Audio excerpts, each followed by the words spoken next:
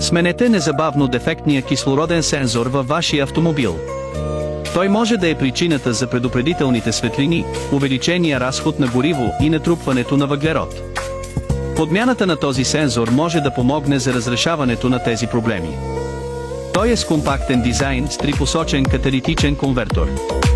Просто го инсталирайте върху задния кислороден сензор и в много случаи предупредителната светлина ще изгасне. Той помага за коригиране на лошата каталитична ефективност и подобрява разхода на гориво при аварийни ситуации. Независимо дали е за лична употреба или професионален ремонт, може да служи като временен заместител на оригиналния конектор на кислородния сензор. Наличието на няколко резервни части е едновременно практично и икономично, което ви позволява да реагирате бързо, когато възникнат проблеми. Инсталацията е лесна и използването на това решение избягва скъпи разходи за подмяна. Ако имате някакви въпроси или срещнете други проблеми, не се колебайте да оставите коментар подолу.